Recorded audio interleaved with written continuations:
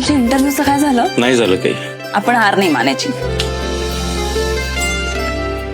तू अनोळखी तरी सोबती या मालिकेमध्ये अर्पिता आणि समीर दिवसांदिवस जवळ येताना दिसत आहे. दोघांमध्ये जी मैत्री होती ती प्रेमामध्ये बदलताना दिसत आहे. समीर जॉबच्या इंटरव्ह्यू साठी गेला होता. अर्पिता त्याला आल्यावरती विचारते की काय झालं जॉबच्या इंटरव्ह्यूचं, तुम्ही त्याच्यासाठी गेला होतात ना? पण समीर म्हणतो की नाही झालं काहीच. पण तिथेच अर्पिता त्याला म्हणते की काही नाही, ठीक होईल सगळं, आपण हार नाही मानायची. दुसऱ्या क्षणी जेव्हा अर्पिता त्याला काहीतरी विचारायला जाते ती बघते की तो हॉस्पिटलच्याच बाकड्यावरती झोपून जातो आणि तो बसल्या बसल्या झोपलाय म्हणून अर्पिता त्याच्या बाजूला जाऊन त्याला खांदा देते. आता हे गोड क्षण पाहून प्रेक्षकांना खूप आनंद झाला आहे. आता पुढे ह्या दोघांच्या प्रेमामध्ये कुठलं नवीन वळण येईल हे बघण्यासाठी तुम्हाला तू अनोळखी तरी सोबती ही मालिका पाहावी लागेल.